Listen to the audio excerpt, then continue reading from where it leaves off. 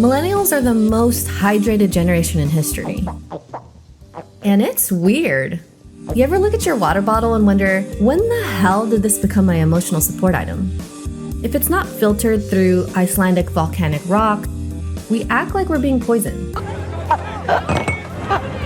We for real talk about it like it's elixir of life. It's clean. It's cold. Now that's what I call high quality H2O. I mean, it literally is though. But let's be real. Half of us became water sommeliers overnight, and the other half, we're just pretending we can taste the difference between spring and alkaline. And I'm not judging you. I'm part of this too. I have a bottle I take everywhere. I panic when I forget it. I named it once. We don't talk about it. But what I can't stop thinking about is how we got here, because we didn't used to care about water at all. We used to drink straight from the hose. Warm, rusty, maybe a bug or two, whatever, we were fine. So when did water go from chugging surge to a full-blown identity? I dove into old ads, weird TikToks, and Reddit to figure this out because I needed to know why. And the more I went down a serious hydration rabbit hole, the more it felt like this wasn't just a health thing, like something rewired in all of us. And it turns out, there's a huge reason we all feel like we're dying of thirst. To understand that, we gotta go back to when water was just water. Gatorade. H2O. Water sucks. It really, really sucks. All right, before we start pretending we've always been Bobby Boucher, let's be real. For the first 2 decades of our lives, water wasn't just ignored. It was not even a thing. Let's go back to 1997. You're 7 years old. You open your lunchbox and see a Capri Sun pouch.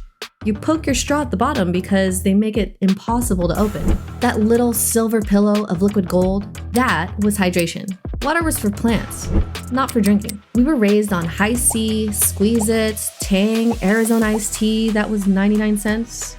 And soda? That stuff flowed like water. Actually, instead of water. No one brought a water bottle to school, unless they were like an athlete or weird. Your parents didn't ask you to drink water. They asked if you wanted milk or juice. There were entire characters built around not drinking water. The Kool-Aid Man crashed through walls. The Snapple Lady was basically everyone's second mom.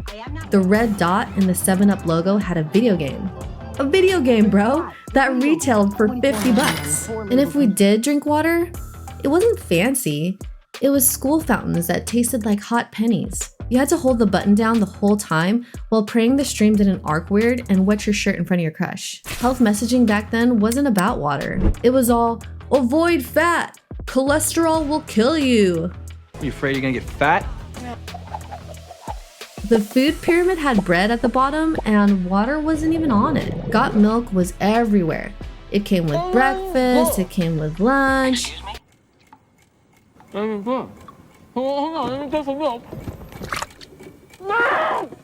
if your parents were like really about that life, you got milk with dinner too. Even now, people on Twitter will post about how they don't even remember drinking water as kids. I survived on fruit punch and secondhand smoke. I thought it was just my family that didn't offer water. So maybe that's why millennials are now obsessed with water. Like, I love water.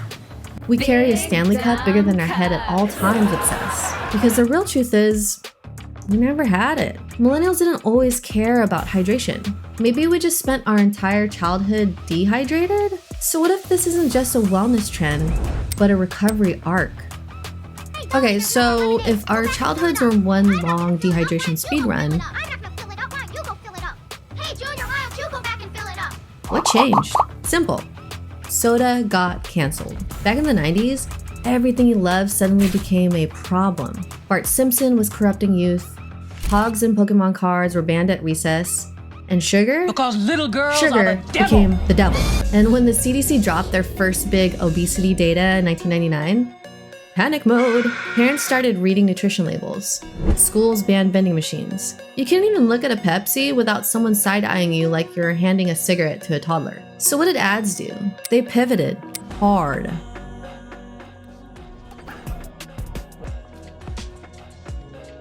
and 5-gallon glass. Suddenly water wasn't just water. It was health. It was clean. It was pure. They didn't just make water healthy. They made it cool. Jennifer Aniston out here sipping smart water like it was a fountain of youth. Brands started slapping words like alkaline and electrolytes on labels no one actually understood, but we all kind of acted like we I did. told you, I know everything. And bottled water, it exploded.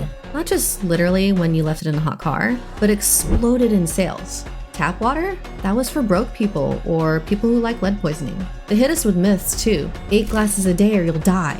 But it worked. And look, I'm not saying hydration's bad. I'm saying we didn't get here mainly because of science. Because after years of root beer and red dye 40 juice, we needed hydration redemption. We didn't just stop drinking soda, we turned water into a moral beverage.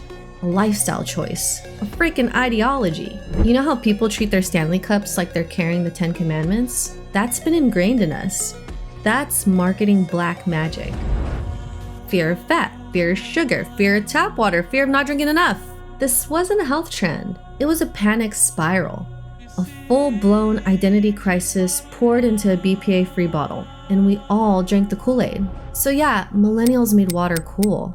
But not because we loved it, because we were scared of everything else. And that, my friends, is how hydration became religion. We now have become water. Like, drinking water is now a full-blown personality trait. I mean, have you seen hashtag water talk? People on TikTok are out here building entire pantries for their water ingredients. We've got hydration influencers, water sommeliers, people swirling a glass of glacier runoff like it's a damn Bordeaux, TikToks with 40 ingredients for what is basically spa water. Strawberry, kiwi, vanilla ice cube of Himalayan sea salt water. Girl, that's Jamba Juice, not hydration. Goddamn. But let's back up, because this didn't start with TikTok. This started when water left the tap and walked onto a runway. We didn't get here by accident. Bottled water brands have been grooming us for this moment since the 90s. Evian made it luxury, Perrier made it French, then came Fiji water, Smart water, each with its own aesthetic. By the time Liquid Death rolled in with its death metal branding, water wasn't just healthy anymore. It was edgy, for people too cool for wellness, but still thirsty. Then you hit the wellness wave. Suddenly it's not enough to just drink water. It's gotta be alkaline, or raw, or sourced from a single drop of unicorn tears in the French Alps. And the container? Oh my god, that's the fit check. Stanley, Hydro Flask, Swell. These aren't bottles, they're fashion accessories. Collector's items, literal flexes, limited color drops, resellers, matching straws, matching clips for the straws. One mom even said her 9-year-old daughter got clowned at school for having an off-brand version for Christmas. And look, I'm not above it. I once spent 30 minutes picking a Stanley color that matched my emotional tone for fall. We started treating our water bottles like pets. People name them, coordinate their outfits. One of my friends has 3 Stanleys with a schedule. This is what overcorrection looks like. After years of drinking literal sugar juice and lead tap water, we flipped. Now it's vacuum-sealed, BPA-free, color-coded, dishwasher-safe, emotionally attached hydration or bust. And that's where they get ya. When something becomes an identity, no one thinks to ask who gave it to them. Who gave this to you? The bottled water industry didn't accidentally turn your hydration into content. They made it this way because now the bottle matters more than the water inside it. But why are we cool with that? You ever forget your water bottle at home and feel off? Like not, oh well, but more like I'm about to turn to dust. That's not thirst. That's psychological warfare. We didn't just start drinking more water. We developed hydration anxiety. Millennials walk around like if they don't sip every 15 minutes, they'll get scurvy and lose custody of their organs. But it's not enough to drink water. You have to track it. Set goals, hit streaks, log your sips. Apps will literally hit you with, hey bestie, time to hydrate or shrivel up like a raisin. We're emotionally attached to staying hydrated. Bad day, drink water. Feeling tired, water. Crippling existential dread, add lemon and chia seeds and call it a detox. And the guilt? Oh my god, you skip a day and it's like you failed a test. I only drank 2 glasses today, I'm so behind. Behind what? Who are we racing? Is it the finish line to enlightenment? Even alcohol tried to sneak into our hydration obsession. Hard seltzer showed up with White Claws, Topo Chicos, Twisted Teas. But the can said natural and light, so we drank it like it came from a spa. That's how deep we are. We didn't just love water. We rewired our brains around it. The clean girl aesthetic, it's not just lemon slices and pastel Stanley cups. It's that creeping panic that if you don't look hydrated, act hydrated, perform hydration, you're failing at life. I feel alive and I love it. It started as a good habit, but maybe we're not thirsty. Maybe we're just trying to outrun getting old.